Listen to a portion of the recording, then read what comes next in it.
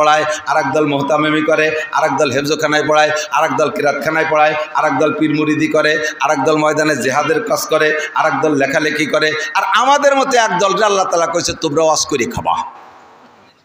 আমাদের দেশে সবচাইতে কঠিন এই ওয়াজ করা। কিতাব লেখলাম জায়গায় বসে বসে 10 খান দেখে দেখে দেখে দেখে মিল করে একটা লিখে দিলাম, কিন্তু সে জায়গা অভিযোগ করার কেউ নাই। ছাপাই ছাড়িয়ে দিলাম, খালি খালো না খালি না খালো। কিন্তু এই জায়গা 12 তালের মানুষ আছে। আমলিগ, বিএনপি, জামাত, জাতীয় পার্টি, আটরশি, চন্দ্রপাড়া, মানিকগঞ্জ, সুরেশ্বর, বজেশ্বর, ইনায়তপুর, বাহাদুরপুর, শরীয়তপুর, মাদারীপুর, ফরিদপুর, যত পুর আছে সব পুরীর লোক আছে। তবলিগ, সরমনাই, এতাতি, ওয়াজাহাতি, হেজবুত তৌহিদ, কাদিয়ানি, ইয়ানি, শেয়ানি, বারোয়ানি, ছয়ানি, সব দলের মানুষ আছে। ছোট আছে, বুড়ো আছে, গুড়ু আছে, কান্দা পার্টি, হাসা পার্টি, দোয়াসলা পার্টি, সব দল পার্টিরে গুছাই গেছে বসায় রেখে 2 ঘন্টা ওয়াজ করা কঠিন ব্যাপার, খুব কঠিন ব্যাপার। এক দলের এক ফাইস হয়ে গেলে আরেক দল কয় চল যাই, যে গোপালগঞ্জের হুজুর নিজে গিয়ে শুরু হচ্ছে, আবার তাই কয়। আবার যদি কইলে আমি বিএনপি ভাব, তাহলে আমলিগ করে যারা তারা কয় চল যাই, হয়ে গেছে গোপালগঞ্জে হলে এবার নষ্ট হয়ে গেছে। এই সব মেনটেন করে কথা বলা বহুত বড় কঠিন। দিন রাত 24 ঘন্টা, সাথে মাদ্রাসায় পড়াইও, সাথে মোহতামিমও, 2টা মাদ্রাসার মোহতামিম, 2টা দাওরা হাদিস মাদ্রাসা পরিচালনা করা লাগে। 2 মাদ্রাসায় আমার 56 জন শিক্ষক। সরকার 56টা টাকাও দেয় না, একখান হুটো টিনও দেয় না যে একটু সাবলা ছুড়ো বানায় তাহলে তাইও কিচ্ছু দেয় না, এক মুঠ চাইল দেয় না। এই 56 জন শিক্ষক আর 2 মাদ্রাসায় 400 ছেলে বোর্ডিংয়ে খায়। আমার আপনার বাড়ি 2 জন 4 জন সদস্য নিয়ে আমি আপনি একটা স্থায়ী আয়ের উৎস আছে, কামাই রোজগার করে তাই সেই 4-5 জন মানুষকে খাওয়াই ভরাইয়ে খুশি রাখতে পারেন না। ও দোস্ত, 400 মানুষকে খাওয়াইতে হবে, যার যে শুধু যদি ভাতও দেন, পাতলা একটু ডাইলও দেন, চিন্তা করেন কি পরিমাণ খরচ। বছরে 12 মাসের 9টা মাস বোর্ডিংয়ে খাবার দেওয়া লাগে। এই 56 জন শিক্ষকের বেতন দেওয়া লাগে, থাকার জায়গা দেওয়া লাগে। আমার এক মাদ্রাসায় বিদ্যুৎ বিল আসে 25,000 টাকা। এল আমাদের ছোট মাদ্রাসা। চট্টগ্রাম নানুপুর মাদ্রাসায় গেছি, আল্লাহু আকবার, একদিনে চাউল রান্না হয় বোর্ডিংয়ে 82 মন।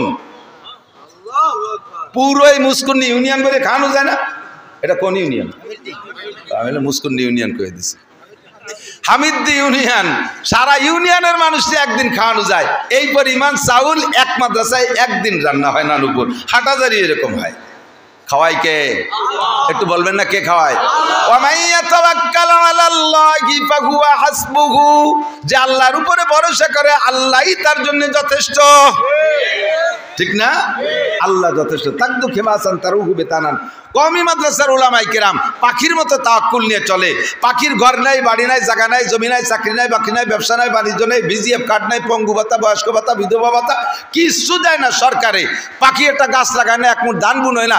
অথচ এই দেশের সমস্ত যত ফসল আর ফল আছে, যে পাখিতে যে জাতের ফল ফসল খায়, গাইরিস্তের চাইতে 8 নম্বরটা পাখিতে খায়।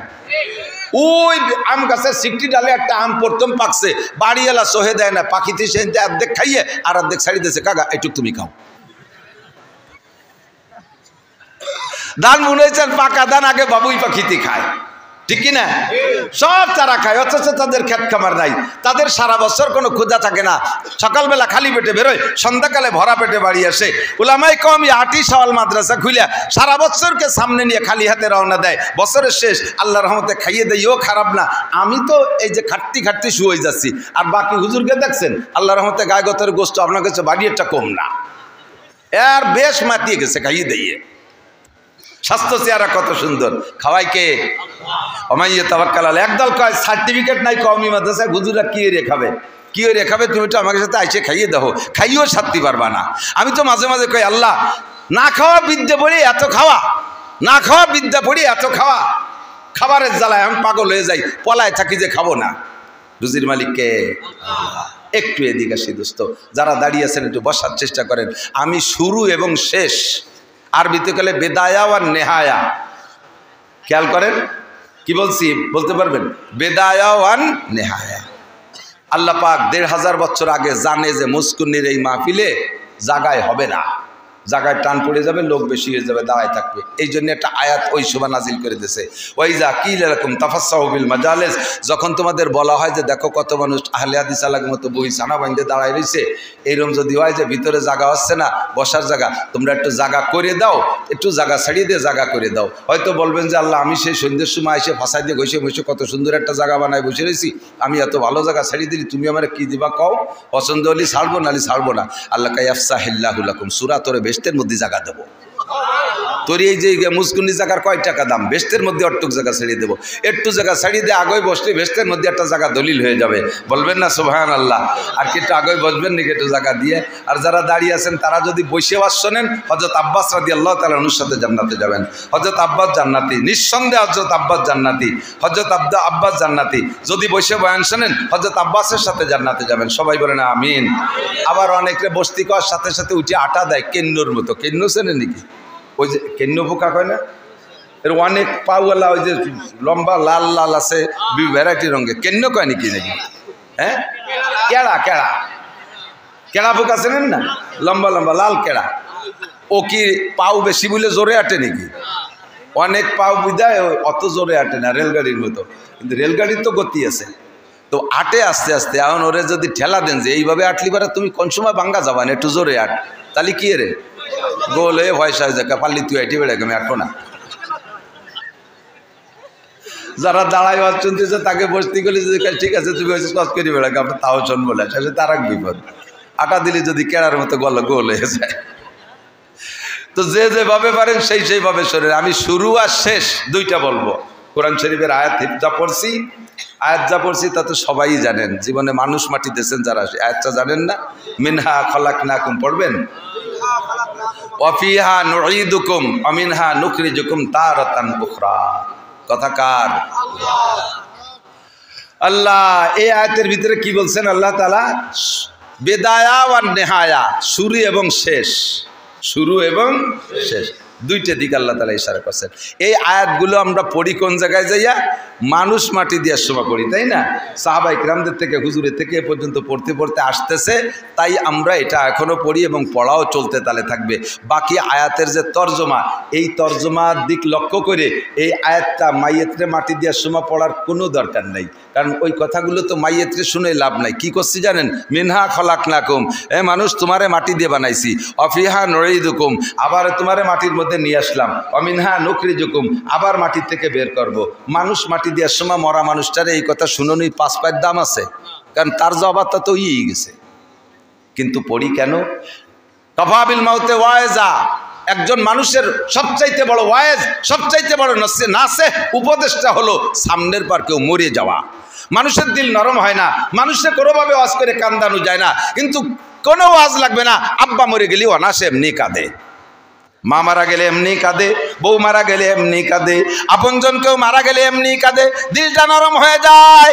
যত বড় বেনামাজি হোক না কেন, পরিবারের একজন সদস্য যদি মারা যায় চোখের সামনে, তাহলে দেখবেন কমপক্ষে সপ্তাহখানিক হলেও নামাজ পড়ে মুসলমান।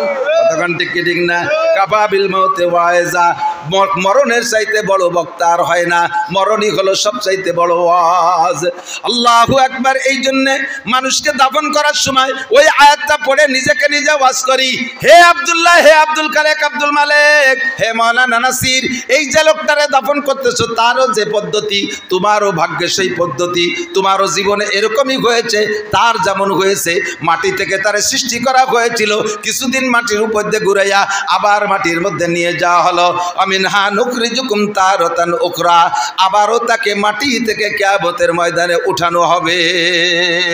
এই মানুষটার যে হালাত, হে আমার যুব সমাজ, আমার আবাল বৃদ্ধ বনিতা, নারী আর পুরুষ, মা ও বাপ ও ভাইয়েরা, সকলেরই কিন্তু একই হালাত। আমাকেও মাটি দেওয়ার সময় ওই আয়াতই বলা হবে। কথা বলেন ঠিক কি ঠিক না?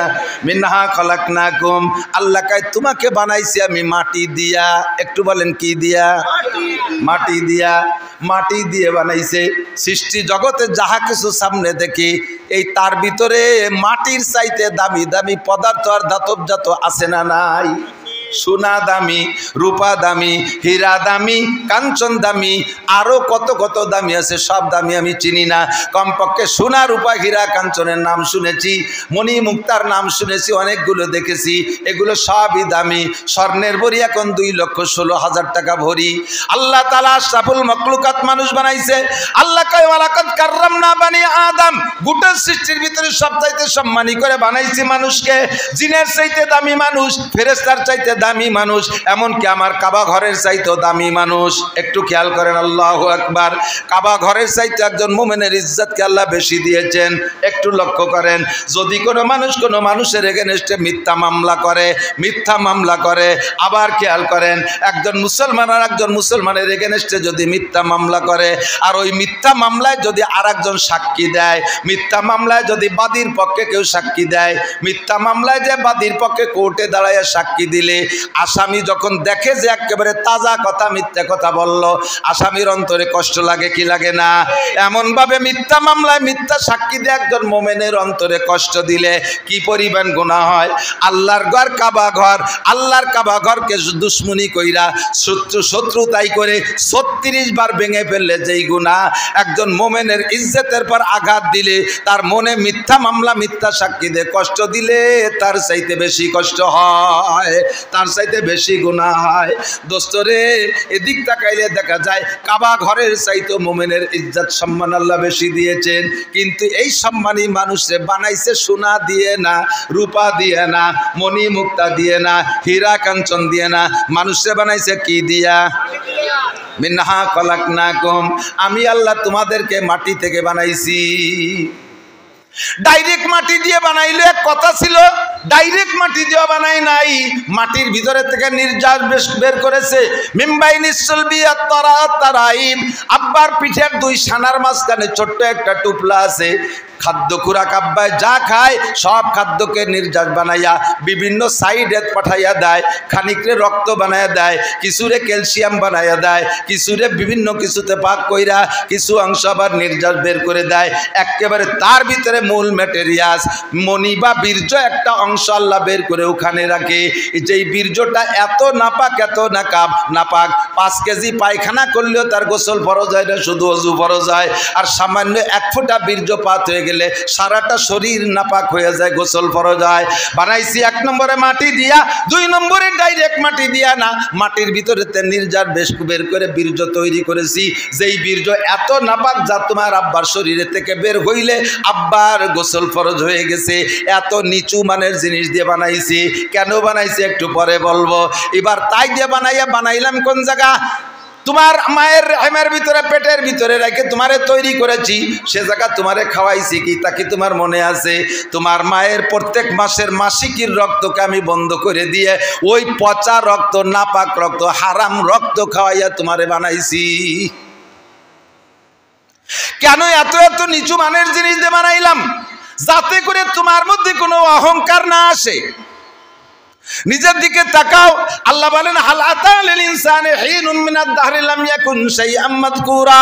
হে মানুষ, তুমি কি একবার ভেবে দেখো নাই একটা সময় দুনিয়ায় তুমি উল্লেখযোগ্য কিছুই ছিলে না, তোমার নামও ছিল না, গন্ধ ছিল না।